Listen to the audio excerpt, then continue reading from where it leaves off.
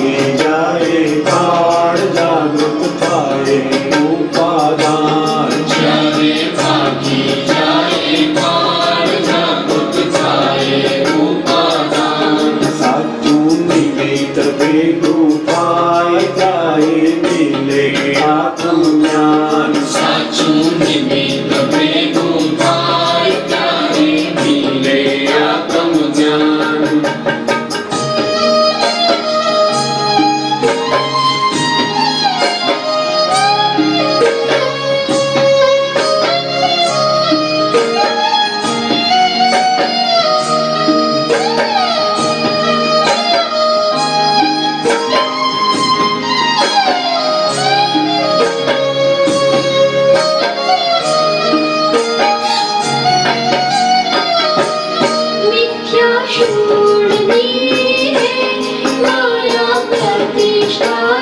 मिथ्या शूरनी है माया प्रतिष्ठाए माया मोहिनी है यीशु लपसावे अंधार माया मोहिनी है यीशु लपसावे अंधार व्यतिरेकांधकारे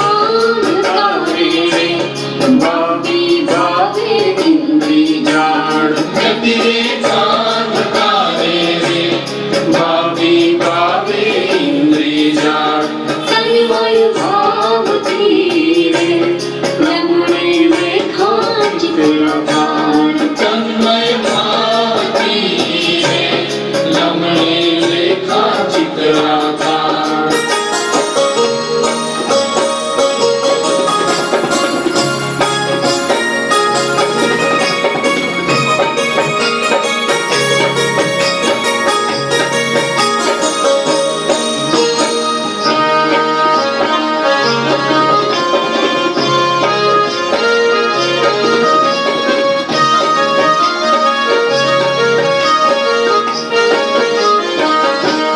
कुदरत पासे मोती ले जा तू परमाणु निखाण कुदरत पासे मोती रे जा तू परमाणु निखान कल्पे देवा कल्पित योग शक्ति कल्प छेदी ज्ञान कल्पे देवा कल्पित योग शक्ति कल्प छेदी ज्ञान अज्ञानी भावी रसतार पूरण कलन पर गमसार अज्ञानी भावी रसधार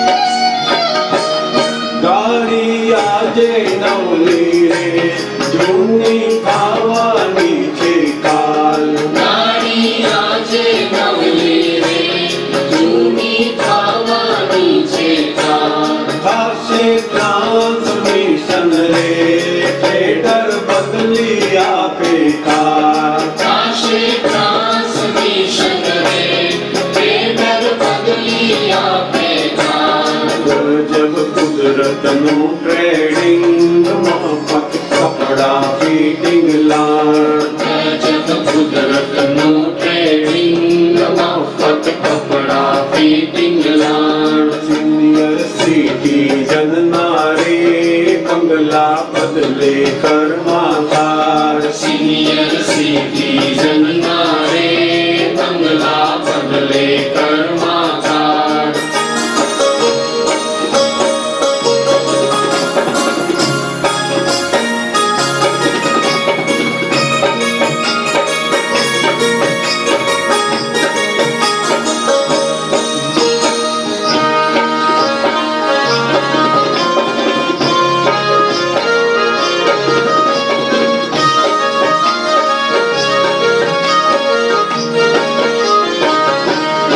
યોગી ભિન્ન પ્રયોગી રે મિસ્ટર મારપાણમ યોગે ભિન્ન પ્રયોગી રે હું મિસ્ટર મારપ્પાણમ જળને ચેતન સંસર્ગાય તિસરા નફરાનો વસ્તાર જળને ચેતન સંસર્ગાય તીસરા રખરાનો વસ્તાર ભાંગે તૂટે કે કોટે સક્રિય પૂજન સ્વસંધાન ભાંગે તૂટે કે ફાટે સક્રિય પૂજન સ્વસંધાન છેલ્લે વિશ્વાસા થઈ જાય મળનું પોવાય અસાર છેલ્લે વિશ્વાસા થઈ જાય મળતું ખોવાય અસાર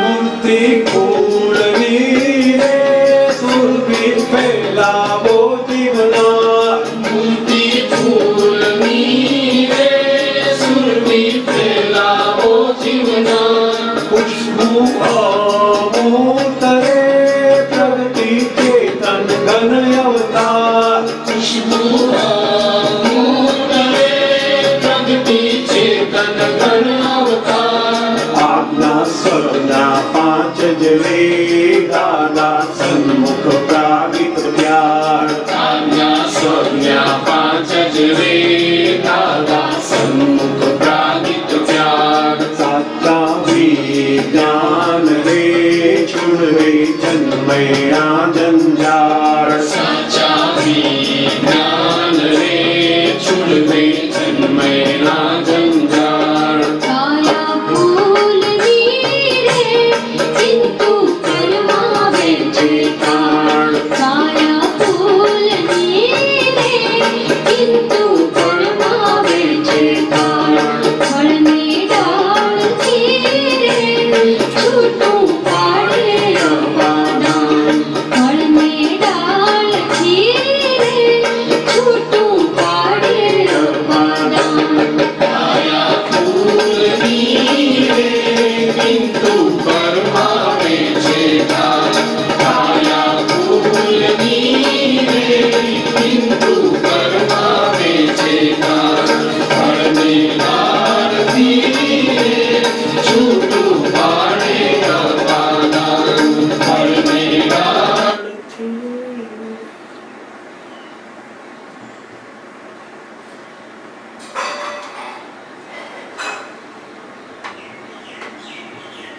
જય સચ્ચિદાનંદ જય સચ્ચિદાનંદ ખૂબ સરસ પદ સાંભળ્યું આપણે કબીરાજનું અદ્ભુત પદ કાળ એ દરેક વસ્તુને જૂની બનાવે છે. જન્મ થયા પછી આપણે બાળકમાંથી યુવાન, યુવાનમાંથી ગઢપણ, એ બધું કરે છે કોણ? તો કે કાળ તત્વ.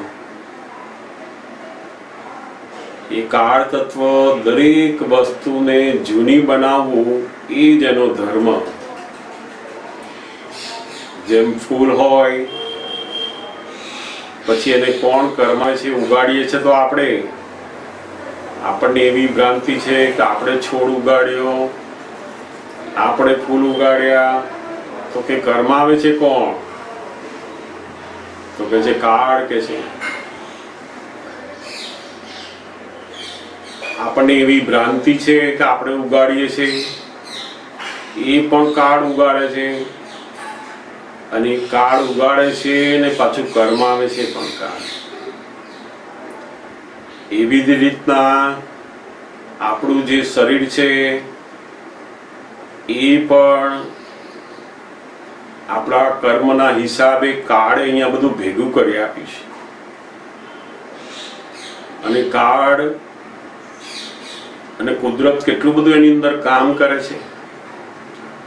તો કે આપણે જેવા જેવા ભાવ કરેલા એ ભાવ પ્રમાણે આખા શરીરના અંગો પાછા એવા મળવા. આંખ, નાક, કાન, બધી ઇન્દ્રિયો પેલા કર્મને ભોગવી શકે એવું મળવું પાછું. એટલે કવિરાજ અંદર કહે છે કે કુદરત દરેકના સાઈઝના ફિટિંગ હોય એવા કપડા આપે છે કે છે. કપડા એટલે શરીર આપણું. દરેકને જુદું જુદું કેમ આપે? એના જેવા કર્મો ભોગવવા હોય એવું શરીર આપે. બહુ ભયંકર વેદનાના કર્મો હોય તો એવા કર્મોને ભોગવવા માટે શરીર પણ એવું જ આપે કુદરત, તો જ ભોગવી શકે ને.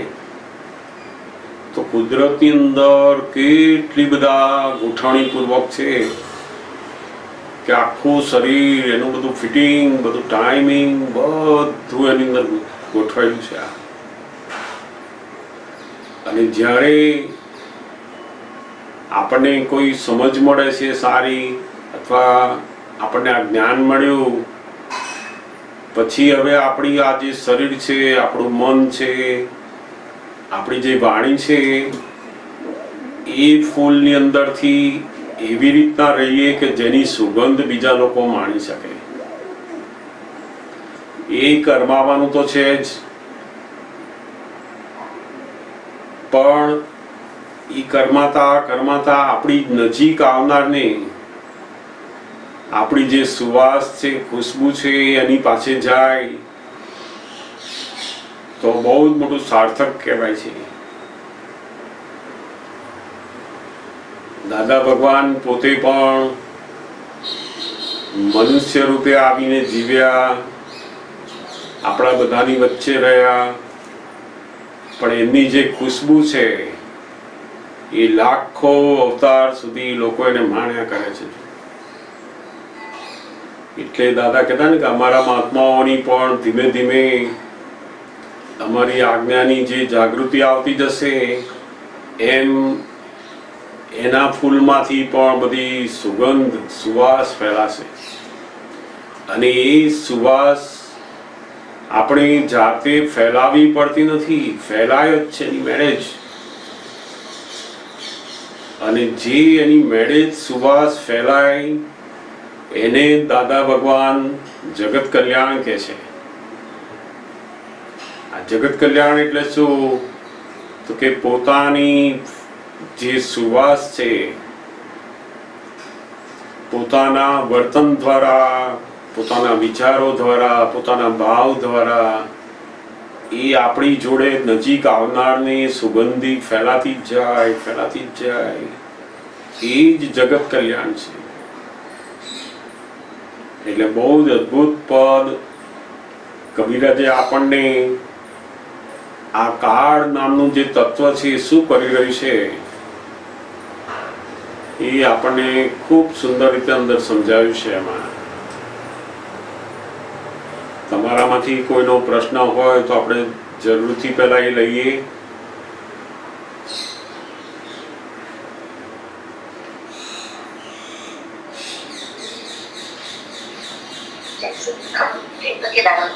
જય સચ્ચિદાનંદ, જય સચ્ચિદાનંદ. ઉપાદાન મને ઉપાદાન નું મેં સાંભળ્યું છે. ઉપાદાન એટલે કદાચ ડેવલપમેન્ટ છે. મને એમ કે ઉપાદાન આપણે ગયા ભૂમાંથી લઈને આવ્યા હોય. આમાં જે ઓલું કઈક ઉપાદાન ને ઉપાદાન નું કે છે ને એ મને ન સમજાયું. એટલે આ બંને બરાબર, અપાદાન અને ઉપાદાન એ બંને એક શક્તિ છે. એવી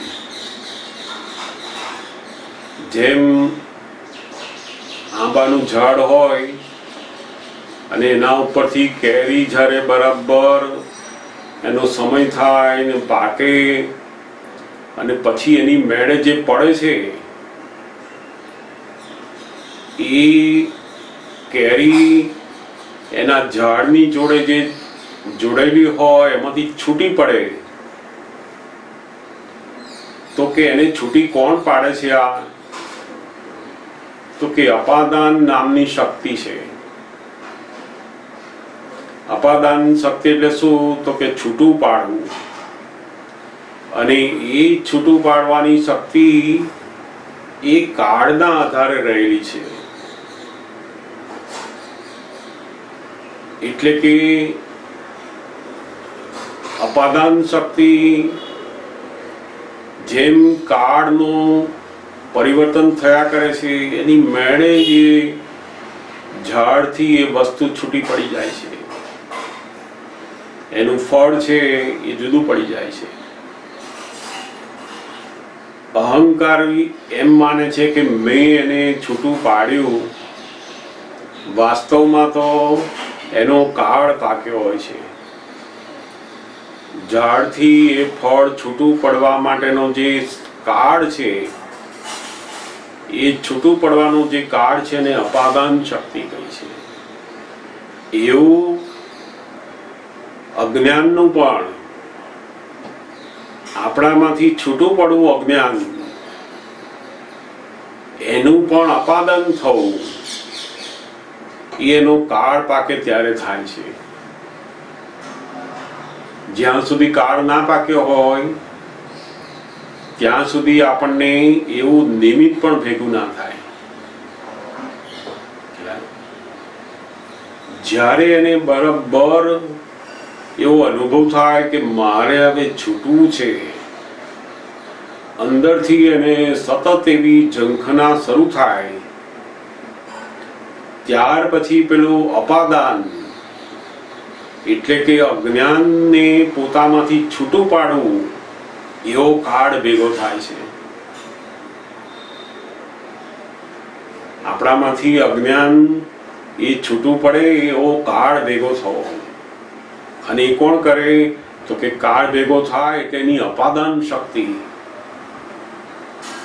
જેવું અજ્ઞાન છૂટું પડી ગયું એ અજ્ઞાન છૂટું પડવામાં નિમિત્ત ભેગા થાય છે.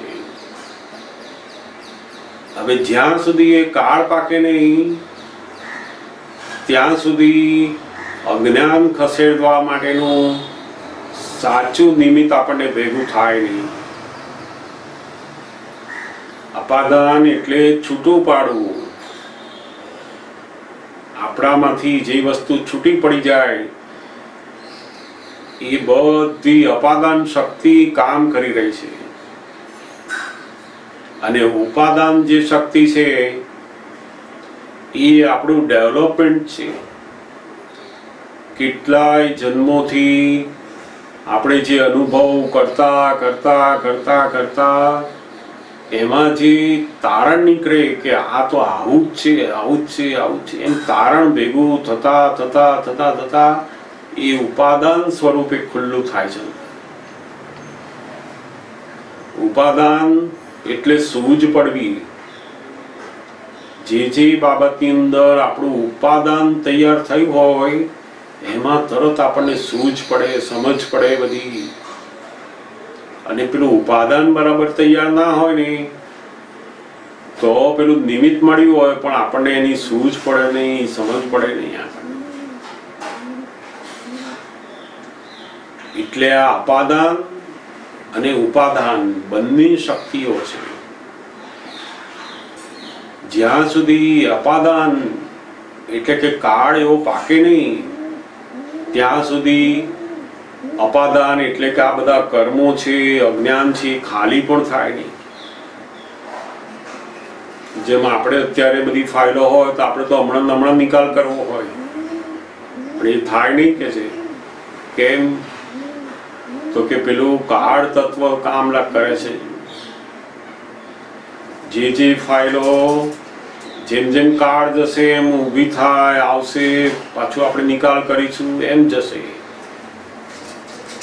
એટલે એની અંદર અપાદાન શક્તિ એ કામ કરશે. પછી આપણા કર્મોને આપણે આજે પૂરા કરવા હોય તો ના કરી શકીએ. કેમ? તો કે એનું અપાદાન જ્યાં સુધી ના થાય, એ શક્તિ કામ નહીં કરે ત્યાં સુધી અપાદાન નહીં થાય. આપણે તો આજે છૂટા પાડી દેવા છે ને, તો કે ના પડે.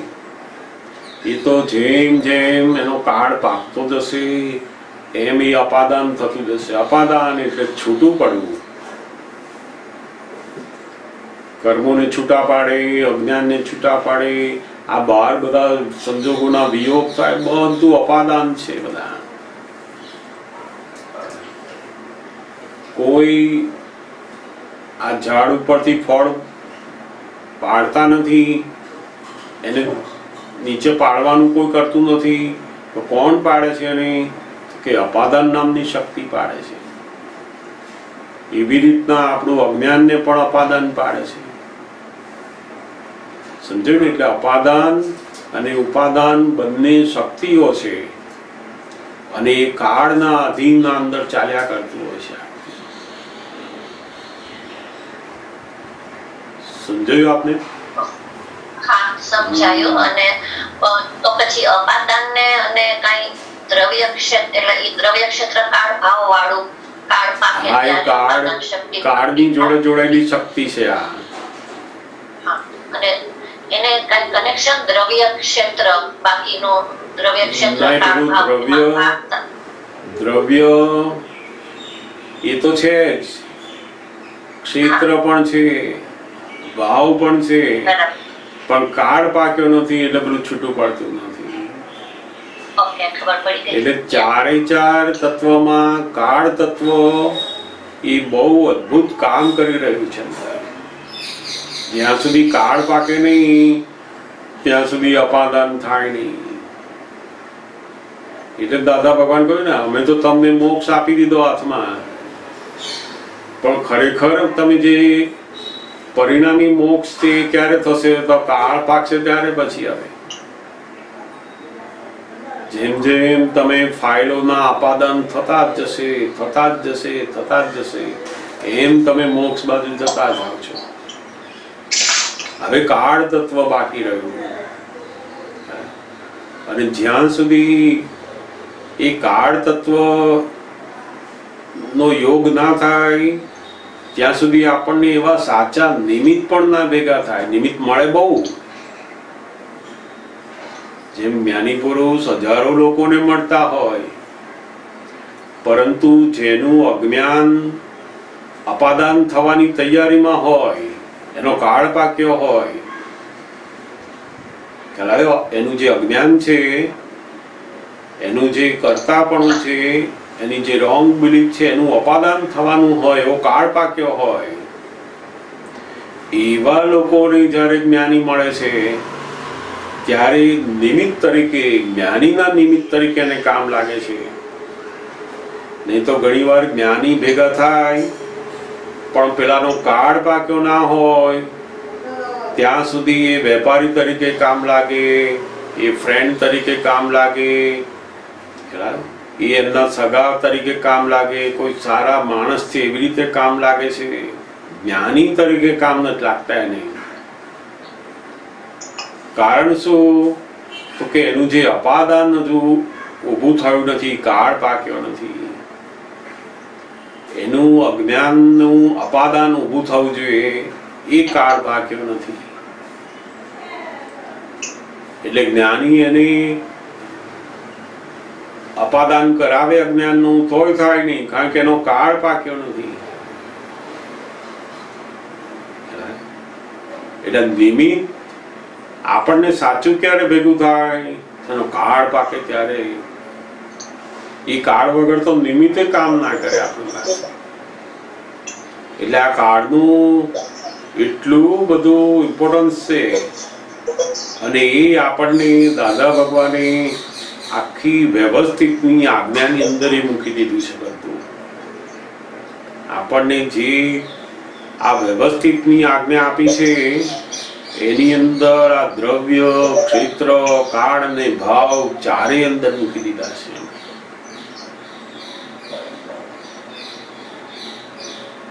એટલે આ કાળ તત્વ છે એને જો આપણે સમજીએ તો બહુ સરસ આપણી સ્થિરતા રહે. પછી આપણો અહંકાર શું છે તો કે જેવી ઈચ્છા થાય ને એવું તરત ને તરત જોઈએ,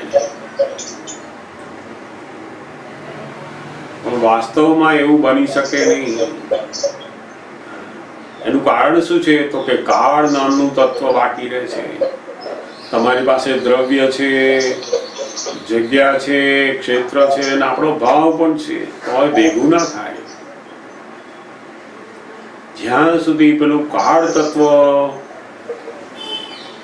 ભેગું ના થયું ત્યાં સુધી આ બધા તત્વો હોવા છતાં પણ એ બહાર એ સંજોગ ઉભો થાય નહીં.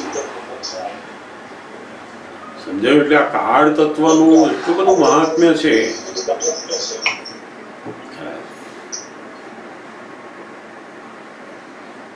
એટલે દાદા ભગવાન કહેતા ને, રાત પડે ને આપણે સોનું જોઈતું હોય તો આપણી પાસે પૈસા છે, આપણો ભાવ છે, બધું જ છે. સોનીની દુકાનો છે, સોનું છે. આપણે લેવા જઈએ તો પેલો સોની કે ભાઈ અત્યારે ખોલાય નહીં મારાથી દુકાન. આપણે કે કેમ બી ના કે હવાર આવજો તમે, અત્યારે કશું થાય નહીં કે છે. હવે આપણી પાસે પૈસા છે, આપણે ખરીદનાર છે, વેચનાર છે, સોનું બધું જ છે, છતાં પણ આપણને સોનું ભેગું નથી થતું. એનું કારણ શું તો કે કાળ નામનું તત્વ કામ કરે છે. એટલે આ કાળ નામનું જે તત્વ છે એ એટલું બધું શક્તિશાળી છે કે બીજા બધા તત્વોને રાહ જોવી પડે.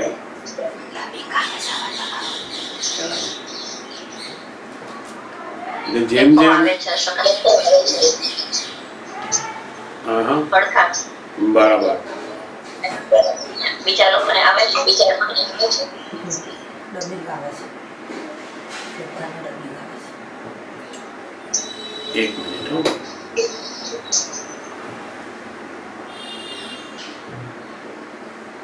હવે આવે છે?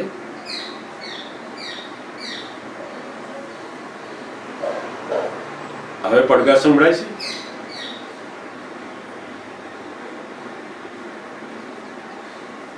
હવે સંભળાય છે બરાબર? Okay okay.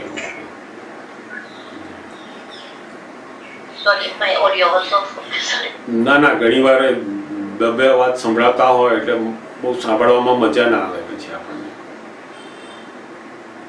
એટલે બહુ જ બોલો બોલો. એટલે આપણે કહીએ એટલે આમ પ્રારબ્ધમાં હોય તો થાય, એના જેવું કહી શકાય? ના દ્રવ્ય ક્ષેત્ર ના ના, આ પ્રારબ્ધ માં હોય થાય એ તો આપણને વ્યવહાર આખો બે કાળજી વાળો બનાવી દે. પ્રારબ્ધ એકલું સમજનાર આખો એનો વ્યવહાર બગડી જાય. પછી જેમ કોઈ માણસ એવું નક્કી કરે કે હવે પ્રારબ્ધમાં હોય એવી રીતના ઉઠાશે, પ્રારબ્ધમાં હોય એવી રીતના નોકરી થશે, પ્રારબ્ધમાં હશે એવી રસોઈ બનશે. જેમ જેમ પ્રારબ્ધ એટલે શું, જે બનવાનું છે એ જ બનવાનું છે, એવું પ્રારબ્ધની અંદર એ સમજવા માંડે તો ધીમે ધીમે એનું જે વ્યવહાર છે આખો એ બિલકુલ જાગૃતિ વગરનો બનતો જાય. એટલે દાદા ભગવાને આખું આ પ્રારબ્ધ અને પુરુષાર્થ એ બંને વ્યૂ પોઈન્ટ જે સમજનાર લોકો છે એ બંને અધૂરપ છે. એમાં એકલા પ્રારબ્ધ ઉપર સમજનારા લોકો પણ પોતાનો વ્યવહાર આખો બગાડી નાખે છે, અને એકલા પુરુષાર્થ ઉપર રહેનારા લોકો પણ એટલા બધા ચંચળ થઈ જાય છે. અને જ્યારે ભયંકર પુરુષાર્થ કર્યા છતાં પણ જ્યારે સફળતા નથી મળતી ત્યારે માણસ પછી એકદમ અહંકાર એનો ભગ્ન થઈ જાય છે. એટલે એકલા પ્રારબ્ધને સમજીને જીવનારા લોકો પણ પોતે પઝલમાં હોય છે, અને એકલા પુરુષાર્થને સમજીને જીવનારા લોકો પણ પઝલમાં છે. એટલે જ દાદા ભગવાને આ બંનેનું અદ્ભુત સમન્વય કરીને એક નવું જ વાસ્તવિકતા એમણે લાયા, અને એ વ્યવસ્થિત શક્તિ રૂપે આપણને આપી છે. જે લોકો વ્યવહારમાં એવું માને છે કે આપણા કર્મના હિસાબમાં હોય એવું જ ચાલવાનું છે, આ જે બનવાનું છે એ તો બનવાનું જ છે, એટલે શું થાય તો કે એની વ્યવહારની જે બધી જાગૃતિ છે કે એને વ્યવહારમાં ઉઠીને કંઈક કરવાનું હોય, નોકરી જવાનું હોય, ભણવાનું હોય, કામ કરવાનું હોય, એ આખો વ્યવહાર બધો બેકાળજી ભર્યો થતો જાય. એની જે કાળજી છે એમાં દખલ કરી, પ્રારબ્ધની અંદર આવીને શું કર્યું, એને દખલ કરી. જે બનવાનું છે એ બનવાનું છે, પછી આપણે જાગૃતિ રાખવાની રહી જ નહીં એમાં તો. એટલે જ્ઞાની પુરુષો જે પ્રારબ્ધ કહેવા માંગતા હતા એ આપણને સમજાયું નહીં, અને આપણે પ્રારબ્ધ આપણી રીતે એને ગોઠવી દીધું કે ઓહો જે બનવાનું છે તે જ બનવાનું છે, એમાં કશું ફરવાનું નથી આખી જિંદગીમાં. અને એના કારણે શું થઈ ગયું તો કે નિરંતર અંદર ક્રોધ, માન, માયા, લોભ થયા જ કરે છે. વ્યવહારમાં પેલો મોડો ઉઠે, એનો કામ ધંધો બરાબર ના થાય, ઘરની અંદર બરાબર ધ્યાન ના આપે, એ તો બનવાનું છે, એ જ બનવાનું છે. હવે ઘરના લોકોને ફી ભરવાની હોય, બધી વસ્તુ લાવવાની હોય, ઉધાર લાવ્યા હોય તો આપવાના હોય પૈસા, એ તો જે બનવાનું એ બનવાનું છે. તો પછી બધી મુશ્કેલી ઊભી થાય. એટલે આખો વ્યવહારનો જે માર્ગ છે એ આખો પઝલવાળો બની જાય છે. એનાથી ઊંધું બીજા જે પુરુષાર્થવાળા છે કે આપણે આમ જ નક્કી કરવું જોઈએ, મનમાં આવા જ વિચાર લાવવા જોઈએ, પોઝિટિવ સિવાય રાખવાનું નહીં, તો જ સક્સેસ જાઓ, આમ કરો તેમ કરો, તે એટલું બધું એ પુરુષાર્થ ઉપર ભાર મૂકતા હોય. અને કોક માણસ એટલો બધો પુરુષાર્થનો બધું એને કર્યું છતાંય પણ એ સક્સેસ ના જાય, ત્યારે એ ડિપ્રેશનમાં આવી જાય છે પછી. એટલે દાદા ભગવાને કહ્યું પુરુષાર્થ અને પ્રારબ્ધ એ બંનેનું જે અવલંબન લઈએ છે આપણે, એ એને યોગ્ય સ્થાને લેતા નથી. આપણે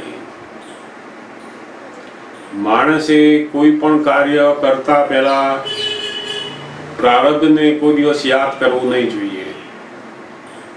જે માણસ કામ કરતા પહેલા જ પ્રારબ્ધને યાદ કરે તો પછી એની કશું શક્તિઓ બહાર નીકળે જ નહીં. જેમ તમે રસોઈ બનાવતા હોય પહેલું જ તમે નક્કી કરી દો કે જે બનવાનું છે એ જ બનવાનું છે, તો તમે એની જાગૃતિ ખલાસ થઈ ગઈ એની. એટલે પ્રારબ્ધ એ પાંગડું છે, એક જ વ્યૂ પોઈન્ટ વાળું છે. આખું જગત આ પ્રારબ્ધનું જે જ્ઞાન સમજ્યા છે એના કારણે જ પોતાની આખી વ્યવહારની બધી પઝલો, વ્યવહારની બધી મુશ્કેલીઓ ઊભી થાય છે. અને જે લોકો ખાલી પુરુષાર્થને જ પોતાનો વ્યૂ પોઈન્ટ બનાવીને બેઠા છે કે પુરુષાર્થથી જ આ જગત ચાલી રહ્યું છે, તમે કંઈ કરશો નહીં તો કશું થશે નહીં, ઉઠો જાગો કરો, એવા શબ્દો ચાલે છે. એટલે એ પુરુષાર્થ ઉપર પડેલા છે. તો દાદા ભગવાન કે આ બંને શબ્દો અવલંબિત છે. એટલે દાદા ભગવાન આ પુરુષાર્થ અને પ્રારબ્ધ એ બંનેની આખી ભેદ રેખા પાડી. કોને પુરુષાર્થ કહેવાય, કોને પ્રારબ્ધ કહેવાય એ પણ ખબર નથી લોકોને. અને એમણે પ્રારબ્ધ અને પુરુષાર્થના ભેદ પાડી આપ્યા. અને ક્યારે વાપરવું પછી એને. છોકરો ભણતો હોય ને પહેલેથી જ નક્કી કરી દે કે મારા પ્રારબ્ધના હશે તો જ હું પાસ થઈશ, તો પછી એ વાંચી જ ના શકે, તો પછી એ કશું કરી શકે નહીં. અને કોકને એવું કે હું આટલી મહેનત કરું તો જ તું પાસ થઈશ, એવો પુરુષાર્થ મૂકે, તે પુરુષાર્થ કરે તો પણ એ જો એટલા ટકાવારી ના આવી એની તો ડિપ્રેસ થઈ જાય. એટલે આ પ્રારબ્ધ અને પુરુષાર્થ એ બેની એક્ઝેક્ટનેસ એ જ્ઞાની પુરુષ પાસે જ જોવા મળે આપણને. જગતમાં બધું થઈ જશે એવું માનનારા પણ અજ્ઞાન દશામાં જ છે. જે લોકો એવું માને છે કે વ્યવહારમાં એની મેરેજ બધું થઈ જાય એ પણ એક વ્યૂ પોઈન્ટ છે. અને કેટલાક લોકો એવું માને છે કે ના, વ્યવહારમાં આ બધું મારે કરવું જ પડે તો જ થાય, તે પણ વ્યૂ પોઈન્ટ છે. આ બંને વ્યૂ પોઈન્ટ ની અંદર એક જ વ્યૂ પોઈન્ટ જાળીને બેસી ગયા, એનો વ્યવહાર આખો બગડી જાય. જેમ બહુ પુરુષાર્થવાદી હોય એ કોકને જુએ કે આ તો શાંતિથી ઉઠે છે, ધીમે ધીમે કરે છે, તેનાથી રહેવાય નહીં. કારણ કે પેલો એટલો બધો પુરુષાર્થવાદી, એટલે પુરુષાર્થવાદી બહુ જ ઉઠીને મહેનત કરવા માંડે અને બીજાને જુએ ને તારે દ્વેષ ઉત્પન્ન કરે. એટલે નિરંતર અંદર કશાયો ઉત્પન્ન થયા જ કરે. પ્રારબ્ધવાદી અને પુરુષાર્થવાદી બંનેની અંદર કશાયો ઉત્પન્ન થયા કરે. એટલે દાદા ભગવાને બહુ અદ્ભુત આ વ્યવસ્થિત શક્તિનું જ્ઞાન આપણને આપ્યું છે. આ બધું થવાનું જ છે, એની મહેનત થશે એવું આપણને નથી કહ્યું.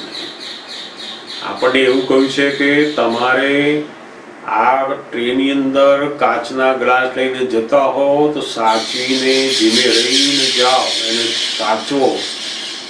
અને બધું કરવા છતાં નીચે પડી ગયો અને તૂટી ગયો, તમે તો એને બચાવવાનો પ્રયત્ન હવ કર્યો અને પછી તૂટી ગયો, ત્યાં દાદા ભગવાને આપણને આ વ્યવસ્થિતની આજ્ઞા આપી.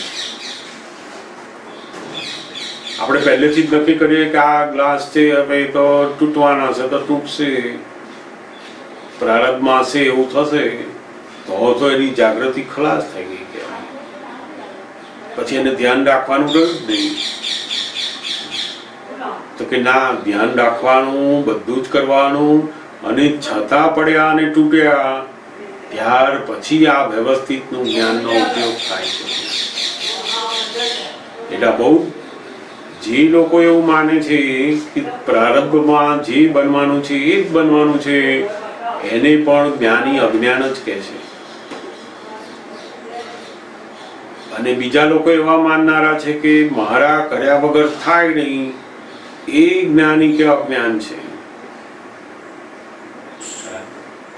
એટલે દાદા ભગવાને આપણને બંને વ્યૂ પોઈન્ટ આપ્યા છે કે વ્યવહારની અંદર તમારે કરવાનો ભાગ રાખવાનો અને નિશ્ચયની અંદર સમજણમાં આ થઈ રહ્યું છે એવું રાખવાનું. આ બે સાથે રાખવાનું.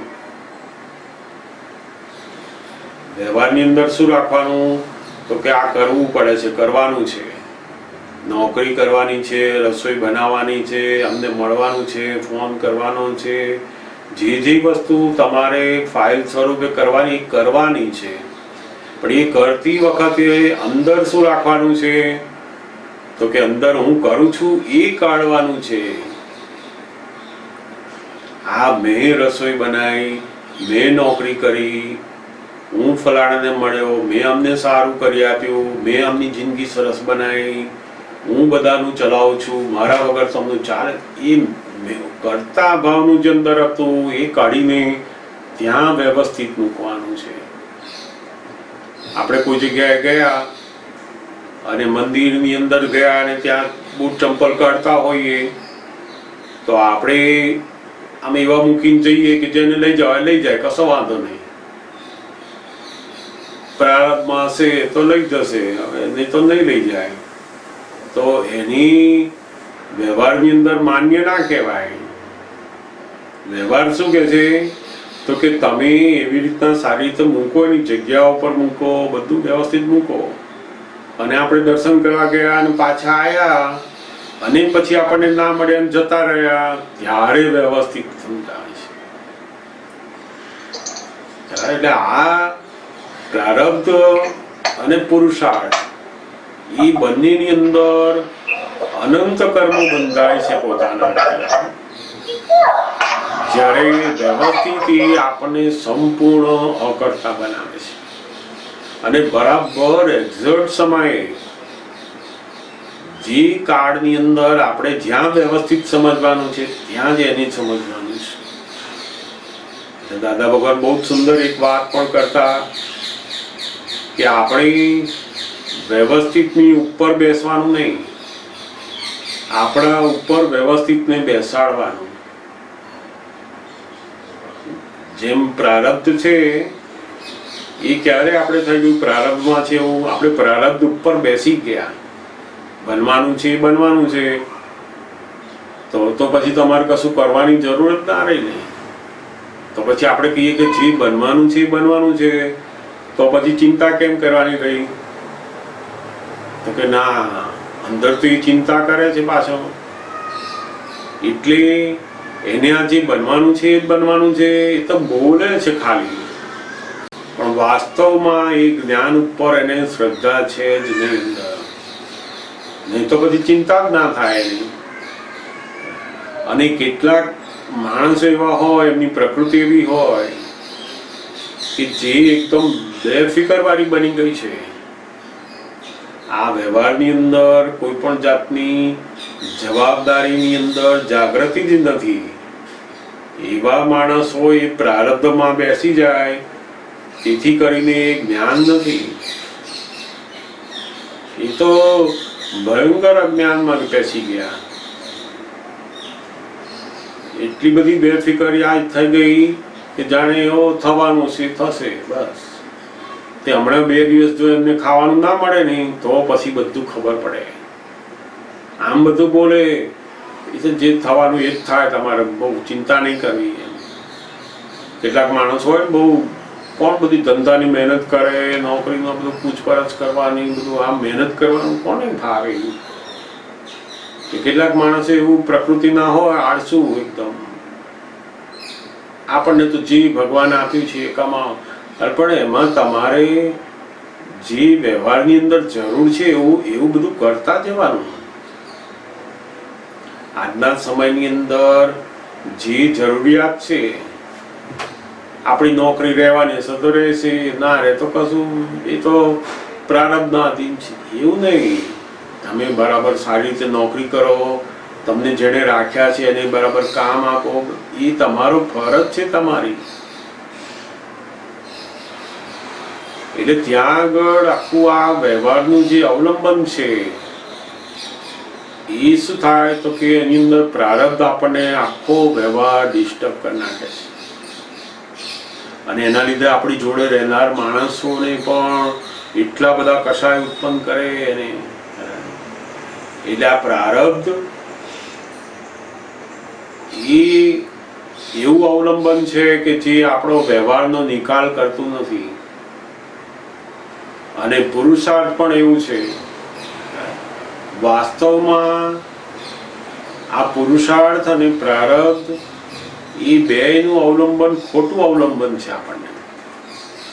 એટલે જ કૃષ્ણ ભગવાને અર્જુનને કહ્યું કે તું તારું કાર્ય કરે જા. તારું જે કાર્ય છે યુદ્ધ કરવાનું તું કરે જા, એમાં વિચાર કર નહીં એમ આનું શું પરિણામ આવશે, શું નહીં, આ શું બધું એવું બધું વિચાર ના કરતું. તું તારું કામ કરે જાય. એટલે દાદા ભગવાન પણ આપણને એ જ શીખવાડે છે. આ વ્યવસ્થિતની જે આજ્ઞા છે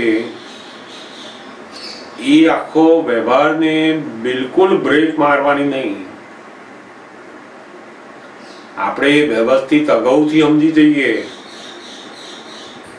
કામ કરતા પહેલા જ અંદર સમજમાં આવી ગયું વ્યવસ્થિતમાં જે બનવાનું છે જ બનવાનું છે.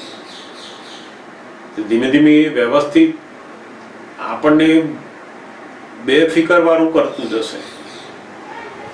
એટલે શું થાય તો કે બધી જવાબદારીઓ છે એમાં બધી મુશ્કેલીઓ ઊભી થશે. લોકો બૂમો પાડશે કે ભાઈ આ ટાઈમસર આવતા નથી, તમે નોકરીએ, તમે આ વસ્તુ બરાબર બનાવતા નથી, આ મેં 2 વખત તમને કહ્યું, તમે ધ્યાન આપતા નથી.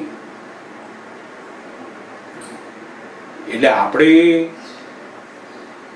વ્યવસ્થિતનો સમજ એવી અંદર ફિટ થઈ કે જેથી વ્યવહારની બધી ભૂલો શરૂ થાય. પછી એને વ્યવસ્થિત નથી કહેવાતું. એટલે દાદા ભગવાન કહેતા ને કે અમે આખા જગતને આ વ્યવસ્થિતનું જ્ઞાન નથી આપતા. જેને હું પોતે કોણ છું એવું ભાન થાય પછી જ એને આ વ્યવસ્થિતનું જ્ઞાન કામ લાગે છે. જ્યાં સુધી એનો અહંકાર જીવતો છે, એની મમતા જીવતી છે, ત્યાં સુધી આ વ્યવસ્થિત એને કામ લાગે નહીં. એનો કર્તાપણાનો અહંકાર જાય અને પછી ભોગતાપણાનો જ અહંકાર બાકી રહ્યો, ત્યાં વ્યવસ્થિતની આજ્ઞા મળે છે. એટલે ઘણી વાર કહેતા ને અમુક નાની ઉંમરના યુવાનોને એ જ્ઞાન જલ્દી આપતા નહીં કે આ બધી આજ્ઞા એને સમજાશે નહીં. એનું કારણ શું તો કે જેની પ્રકૃતિ આળસુ હોય ને એને તો આ વ્યવસ્થિતનું જ્ઞાન બહુ જ મજા આવે. દાદાએ બહુ સરસ વ્યવસ્થિત આપણને તો આ 5 આજ્ઞામાં વ્યવસ્થિત એટલું સરસ સમજાઈ ગયું છે ને બસ કે હવે એને શું સમજાયું હોય તો એ જ જાણે. પણ એને આ 5 આજ્ઞામાંથી સૌથી વધારે વ્યવસ્થિત ગમી જાય. કેમ તો કે પેલી પ્રકૃતિને મળતું આવે છે અંદર એમાં. એટલે ઘણી વાર આજ્ઞા એ જ્ઞાનીની સમજણે સમજવાના બદલે આપણી જે સમજ છે એમાં એને ફિટ કરી દઈએ છીએ આપણે. એટલે દાદા ભગવાને એક બહુ સરસ થર્મોમીટર આપ્યું છે કે આજ્ઞા એ આપણે જ્યારે પણ મૂકીએ અંદર ત્યારે આપણી ભૂલ દેખાડે. જે આજ્ઞાની સમજ આપણામાં મૂકીએ અને આપણી ભૂલ બિલકુલ દેખાય નહીં તો સમજવું કે ઊંધી વાપરીએ છીએ આપણે. એટલે આ વ્યવસ્થિત નું જ્ઞાન એ બહુ જ અદભુત સમજવા જેવું. જેમ પેલા પ્રારબ્ધ અને પુરુષાર્થમાં જે થાય છે એવું આમ જ થઈ જાય. પાછું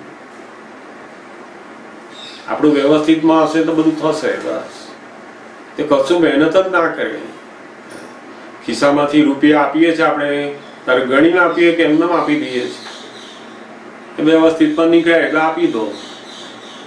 ત્યાં કશું નથી આપતા. ખાવાનાની અંદર જુએ કે આ બરાબર નથી, આ બરાબર નથી. ખરું વ્યવસ્થિત તો ત્યાં રાખવાનું છે કે આપણને જે જમવાનું. પૈસામાં તો આ વાણિયા બુદ્ધિ વાણિયા પ્રકૃતિ 2 વખત ગણે એકને બદલે હા, એટલે ત્યાં પ્રારબ્ધ વ્યવસ્થિત બધું જતું રહે છે.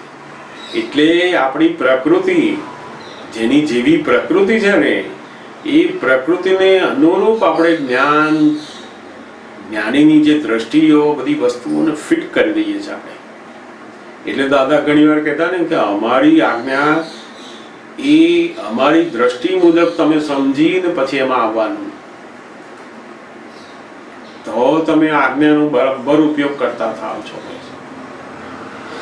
એટલે અમે અત્યારે બેઝિક તમને આજ્ઞા આપી, પછી એને વિગતવાર સમજી અને કઈ કઈ જગ્યાએ આ બધું વ્યવસ્થિતની આજ્ઞા એ આપણને જ્ઞાતા દ્રષ્ટા પદની અંદર રહેવા માટેનું આખું પુરુષાર્થ બળ આપે છે.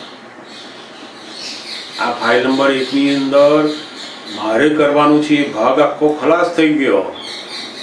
એટલે હવે રહ્યું શું બાકી? તો કે શરીર, મન અને વાણી ત્રણેય આખું વ્યવસ્થિતના અધીન ગયા. તો આપણે શું કરવાનું? તો કે આપણે જ્ઞાતા દ્રષ્ટા પદમાં જીવવાનું છે. હવે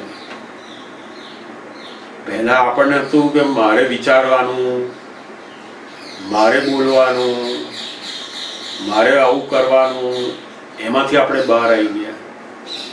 હવે જ્ઞાતા પદ આપણું શરૂ થાય છે. તો કે આ વ્યવસ્થિત છે એવું સમજાયું માટે પેલું જ્ઞાતા દ્રષ્ટા પદ છે. ફલાણો માણસ આપણે બોલાવ્યો 2 વાગે આવી જજે અને 4 વાગે આવે. હવે એ 4 વાગે આવ્યો ત્યારે આપણને શું અંદર રહેશે? બહાર તમારે એને કહેવાનું કે ભાઈ શા માટે મોડો આવ્યો. હવે તમે અંદર એવું કહો કે વ્યવસ્થિત છે અને પેલા નોકરને અંદર રાખો કે ભાઈ વ્યવસ્થિત છે. હવે એમાં શું એને પૂછવાની જરૂર? તો પેલું નોકરે સમજી જાય કે આ સારું વ્યવસ્થિત છે. એટલે આપણી જે જવાબદારી હતી એને પૂછવાની કે 2 વાગ્યા બદલે 4 વાગે કેમ આવ્યો, એ પૂછ્યું ને એટલે આખો વ્યવહાર તમારો બગડ્યો. ત્યાં જે વ્યવસ્થિત વ્યવહારને આદર્શ બનાવે એવું હતું, એના બદલે આખો વ્યવહારને બેકાળજી ભર્યો બનાવ્યો. આપણી અણસમજણ અંદર થઈ ગયા. જે વસ્તુ અંદર વાપરવાની હતી એને આપણે બહાર શબ્દ રૂપે વાપરી, બહાર સમજ વાપરી. એટલે ઘણા લોકો કહે ને આ વિધિ થાય ને એ વ્યવસ્થિતમાં હોય તો થાય, નહીં તો ના થાય. હવે બોલો એ કેટલું મોટું વ્યવસ્થિત સમજી ગયા. તો આખો એનો જે પુરુષાર્થ ભાગ હોય એ બિલકુલ ખલાસ થઈ જાય. એટલે આ દાદા ભગવાન કે વ્યવસ્થિતની આજ્ઞા તો એટલી બધી તલવારની ધાર જેવી છે. એને એક્ઝેક્ટ જ્ઞાની કે એમ વાપરતા શીખીશું તો પછી એનું ફળ પછી કેવળ જ્ઞાન બાજુનું આવે છે. જ્યાં જ્યાં જે સંજોગોની અંદર બીજાને કરતા જોઈએ છે આપણે, ત્યાં આગળ વ્યવસ્થિતને સમજવાની જરૂર છે. ત્યાં કોણે કર્યું આ બધું? વરસાદની અંદર મેઘધનુષ ઉત્પન્ન કરે, કોણ કરે છે? માણસે કરવાનું તો ક્યાંનું બધા ના કરી દે, ધ્યાન ત્યાં તો સાયન્ટિફિક સર્કમસ્ટેન્શિયલ કેટલા બધા સંજોગો ભેગા થાય ને આ થાય. આ વાળ ધોરા કરવા હોય તો આપણાથી ના થાય, કાળા થાય આપણાથી. પણ ધોળા કોણ કરે? એ વ્યવસ્થિત નામની શક્તિ કર્યા જ કરે છે. તમે ગમે તેટલા કાળા કરો એ પાછા ધોળા એની મેળ જ કરી નાખે. એટલે વ્યવસ્થિત નામની શક્તિ બધું પેલું કાળ, દ્રવ્ય, ક્ષેત્ર, કાળ, ભાવ, કાળ નામનું તત્વ એની અંદર ચાલ્યા જ કરે, ચાલ્યા જ કરે. એટલે આ પ્રારબ્ધ અને પુરુષાર્થ એ બંને કેવા પાંગડા છે એકદમ. એની અંદર જ્ઞાન ની કોઈ સમજ નથી આપણને. અને વાસ્તવમાં પ્રારબ્ધ એવું છે જ નહીં. આપણે જે સમજીએ છીએ એવું પ્રારબ્ધ છે જ નહીં. પ્રારબ્ધ નો અર્થ શું કહેવા માંગતા હતા? કે આપણે ખિસ્સાની અંદર 5,000 10,000 રૂપિયા લઈને જતા હોય ને ખિસ્સું કપાઈ ગયું, એ ખિસ્સું કપાઈ ગયા પછી પ્રારબ્ધ સમજવાનું છે. તો લોકોએ પહેલેથી જ પ્રારબ્ધ મૂકી દીધો જવાનો તો તે બીજાના જાય ને ત્યારે કે પાછો કોકના ગયા હોય ત્યારે એને સલાહ આપવા માટે પેલા પ્રારબ્ધનો ઉપયોગ કરે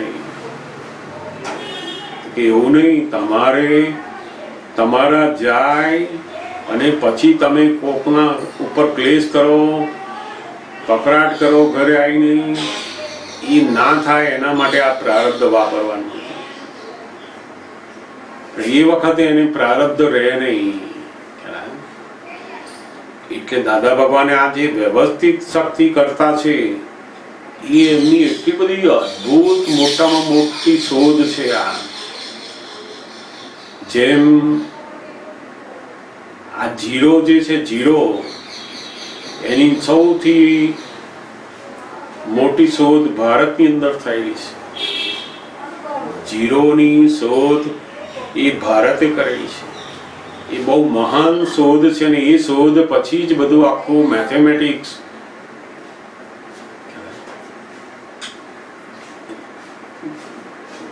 સ્પેસ, એસ્ટ્રોલોજી, બધું સાયન્સ, જે બધું આખું મેથેમેટિક્સના સાયન્સો એ શરૂ થયા, કોમ્પ્યુટર શરૂ થયા, બધા એનું કારણ શું તો કે આ જીરોની જે શોધ છે એ ભારતની બહુ મોટી દેન છે. અને આ જીરો એ કશું જ નથી, એની અંદરથી આવેલી વસ્તુ છે. એ જેવી રીતે આ જગતમાં જીરોની જે શોધ થઈ ને એવું દાદા ભગવાન એ આપણી અંદર શૂન્ય, અંદરના શૂન્યની શોધ દાદા ભગવાને કરી આપી છે આપણને. તો કે એ શું છે તો કે અંદર શૂન્ય રહેવું.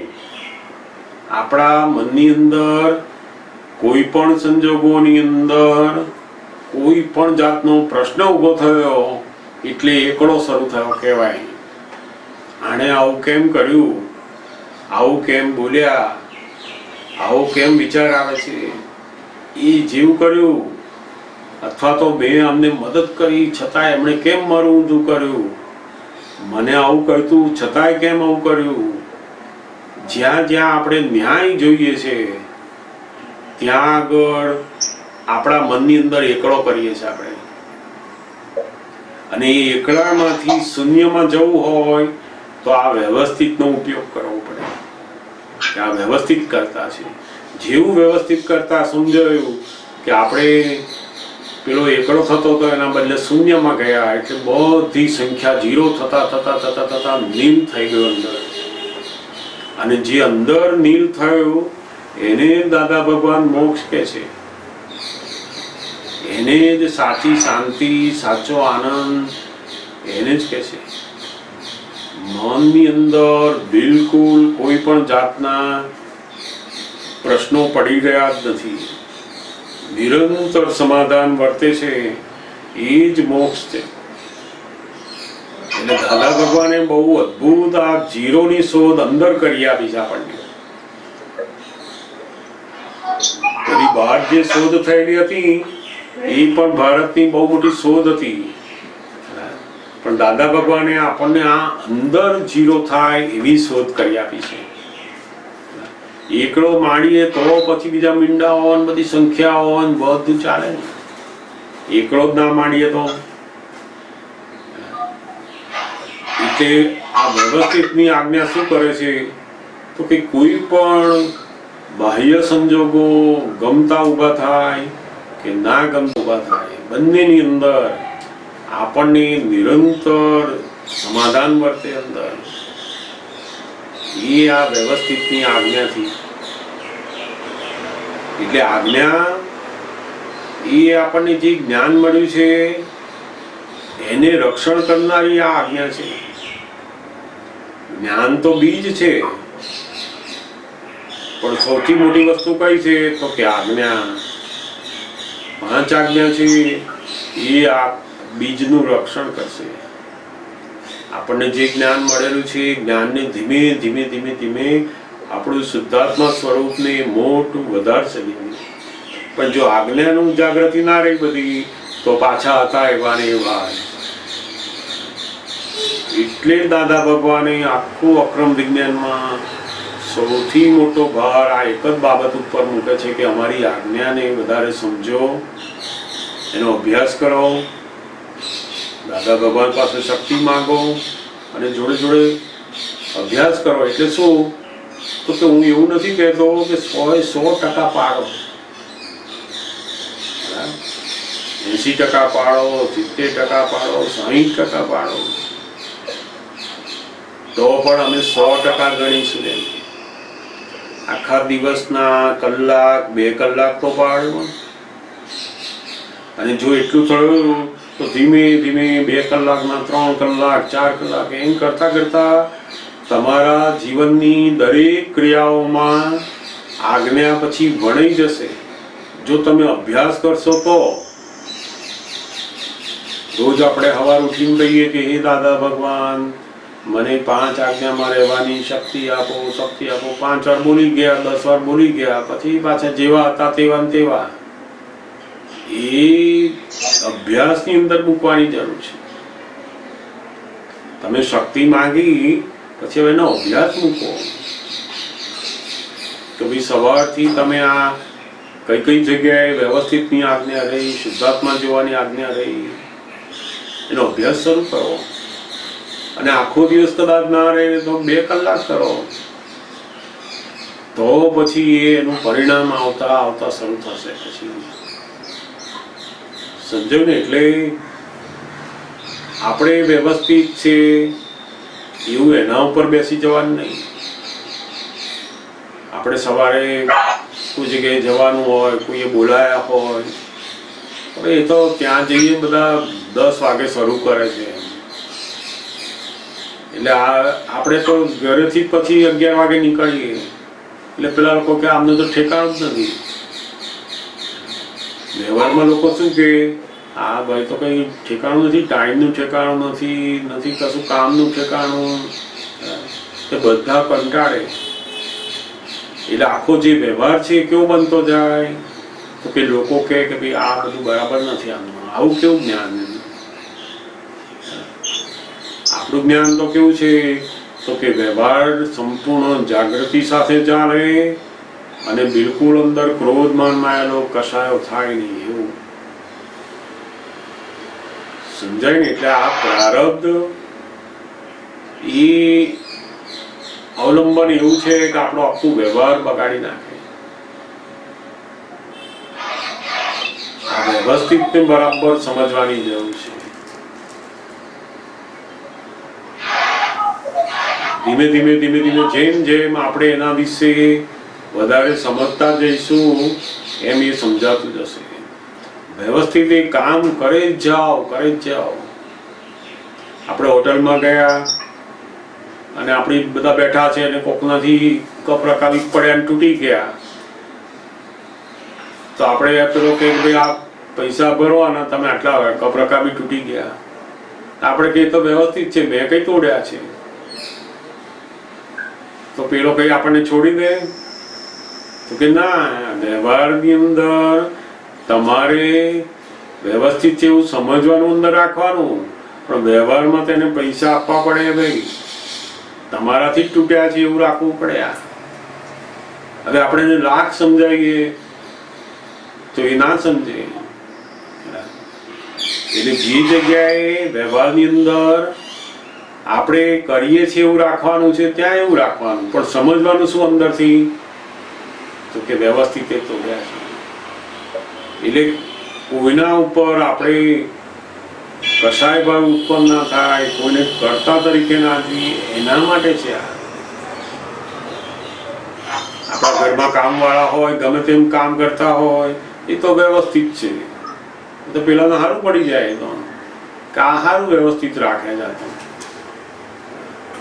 એવું નહીં, તમારે એને બતાવવાનું કે ભાઈ બેન જો આ રીતે કામ કરો, ધ્યાન રાખીને કરો, થોડુંક આ રહી જાય છે જરા ધ્યાન રાખજો. ફરી આપણે એને પ્રેમથી બતાવો, પણ વ્યવહાર જે વસ્તુ છે આખું એમાં તમારે વ્યવહારની રીતે રહેવાનું, પણ અંદર સમજવાનું શું, આપણે એને બતાવ્યું, બધું કહ્યું, છતાંય બીજે દિવસે એને એવું કામ ના કર્યું, ત્યારે આપણને અંદર જે ક્લેશ કસાય થતા હતા એના બદલે અંદર શું થાય તો કે આ વ્યવસ્થિત છે એટલે ક્લેશ કસાય ના થાય.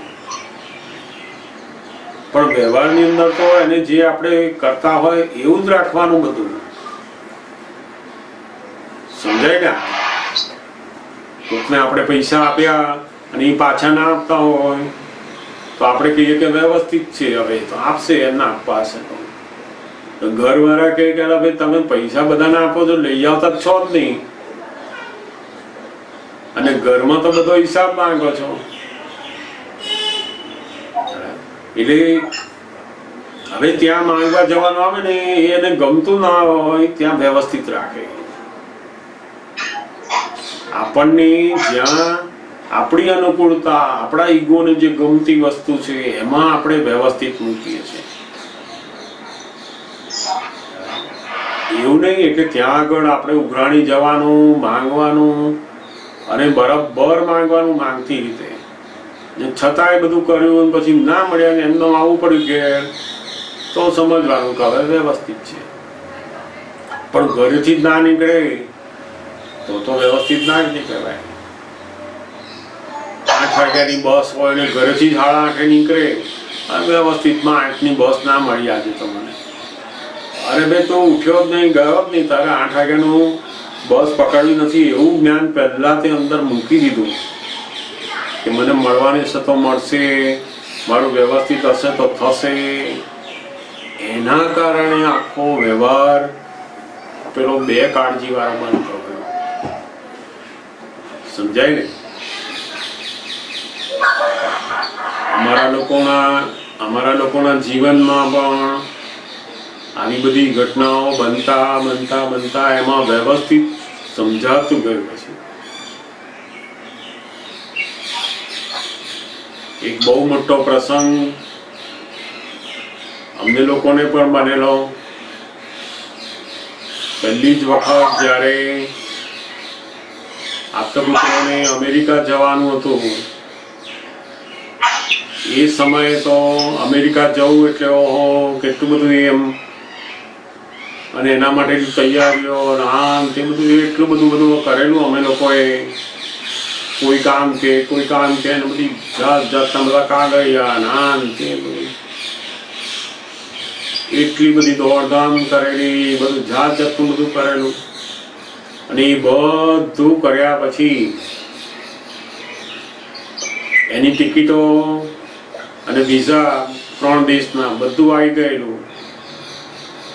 અને એ બધું લઈને જ્યારે અમે લોકો પાછા આવતા હતા ત્યારે બસની જર્નીની અંદર અમારા લોકોના પાસપોર્ટ અને ટિકિટ ચોરાઈ ગયા.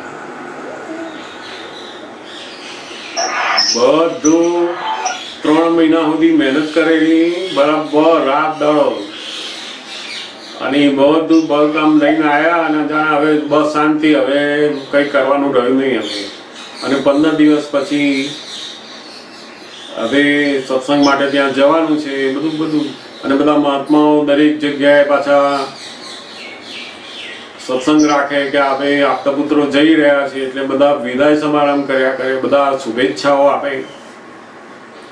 એક બાજુ બધા શુભેચ્છાઓ આપે અને બીજી બાજુ તો પાસપોર્ટ નહીં, વિઝા નહીં, ટિકિટો નહીં, કશું નહીં. જેવું આ બધું આમ તૈયાર હોય જતું રહે ત્યારે શું થાય, હવે ત્યાં પેલું વ્યવસ્થિત અંદર રાખવાનું, અને અંદર વ્યવસ્થિત તો રહે અને જોડે પછી વ્યવહારની અંદર આપણે શું કરવાનું છે. હવે તો કે આપણે એની જાણ કરો કે ભાઈ આ પોલીસમાં મારું ખોવાઈ ગયું અને આ થયું બધું, એને આગળ બીજું જવા માટે શું કરવું, બધું એની બધી તૈયારીઓ કરો. વ્યવસ્થિતનો મતલબ તમારા પ્રયત્નો તમે બંધ કરી દો છો વ્યવહારમાં, એ વ્યવસ્થિત નથી. વ્યવસ્થિત અંદર સમજવાનું એટલે શું, તો કે કોઈનો દોષ જોવાની જરૂર નથી કે કોણે આવું કર્યું, કેમ આવું થયું, એનો ક્લેશ કરવા જેવો નથી, કપડાટ કરવા જેવો નથી. પણ આના પછી હવે તમારે શું કરવું એ બધું તમારે કરે જ જવાનું. અને એ કરતા કરતા કરતા કરતા પાછું બધું થયું અને બરાબર 15 દિવસની અંદર ફરી પાછો પાસપોર્ટ, વિઝા બધું તૈયાર થઈ ગયું. મોટા ભાગના આખા સ્ટેટની અંદરના જે એજન્ટો હતા એના એ લોકોએ કહ્યું કે ભાઈ અહીંયાના મિનિસ્ટરનો પાસપોર્ટ 6 મહિના વગર બનતો નથી, આવો ખોવાઈ ગયો હોય તો. અને તમે કહો કે મારે 15 દિવસમાં જવું છે તો એક જ રીતે જવાય કે છે. તો મેં પૂછ્યું કઈ રીતે? તો કે ઘેર જઈને સૂઈ જવાનું અને આંખો મીચીને સ્વપ્નમાં જવાય કે છે. મેં કીધું ભાઈ મારે સ્વપ્નમાં નથી જવાનું, મારે રૂબરૂ જવાનું છે. એટલે કે એવું તો શક્ય જ નથી કે છે. કેટલા બધા મોટા મોટા એજન્ટો હતા એ લોકો તો મને ચેલેન્જ કરી કે જો તમારો પાસપોર્ટ ને વિઝા થાય ને તો ટિકિટ મારા તરફથી કે છે તમને. મેં કીધું કશો વાંધો નહીં, પણ અંદર પેલું વ્યવસ્થિત આપણને હાજર રહે અને જોડે જોડે વ્યવહારની અંદર તમારે જે એના રોજ કામ કરવાના હોય કરે જ જવાના. ને કરતા કરતા એવું રિઝલ્ટ આવ્યું એની મેળે કે બરાબર 15 દિવસમાં તો વિઝા આવી ગયો, નવો પાસપોર્ટ આવી ગયો અને ટિકિટ આવી ગઈ. ફરી અમે ગયા પેલા એજન્ટ. હા, એટલે પેલા એજન્ટ રોજ ભેગા થાય ત્યાં બધા, હું કામ કરતો હોઉં ત્યાં જતો હોય, એ લોકો ત્યાં બધા રોજ આવતા હોય. પછી જે દિવસે પાસપોર્ટ ને બધું હાથમાં આવ્યું મેં એને બતાવ્યો. મેં કીધું મારે ટિકિટ તો નથી જોઈતી પણ તું જોઈ રાખ એમ કે દુનિયામાં આવું પણ બને છે. અને એને જોયું ને ત્યારે એને થઈ ગયું કે ખરેખર તમે કોઈ અદ્ભુત કોઈ મિશન ઉપર જઈ રહ્યા છો તો જ બને. નહીં તો કુદરતમાં મેં મારા 50 વર્ષમાં જોયું નથી કે છે. હું 50 વર્ષથી આ કામ કરું છું બધા કે છે. મેં કીધું તારી વાત સાચી છે. એટલે કહેવાનો ભાવાર્થ શું છે તો કે વ્યવસ્થિતની સમજણ એવી ના હોવી જોઈએ કે જે આપણું વ્યવહારના પ્રયત્નોને બંધ કરી દે. વ્યવહારના પ્રયત્નોને આપણે ચાલુ રાખવાના, એને કહેવાનું તું તાર કામ કરે જાવ બસ. જ્યાં સુધી પરિણામ નથી આવ્યું ત્યાં સુધી વ્યવસ્થિત ઉપર બેસી નહીં જવાનું. વ્યવસ્થિતને આપણા ઉપર બેસાડવાનું છે. એટલે આ સમય એવો ગયેલો કે એની અંદર આ વ્યવસ્થિતનું એવું અદ્ભુત અંદર સમજ ફિટ થવા માંડી. બીજા બધા નાના નાના સંજોગો તો બધા રોજ બનતા હોય આપણા, પણ જ્યારે આપણા જીવનની અંદર મોટા મોટા આવા સંજોગો આવે કે જ્યાં આપણે આપણા જીવનની બહુ મોટી વસ્તુઓમાં હોઈએ ત્યારે તો આપણને જો વ્યવસ્થિત હાજર રહ્યું તો ગજબનો અનુભવ થાય આપણને. સમજે?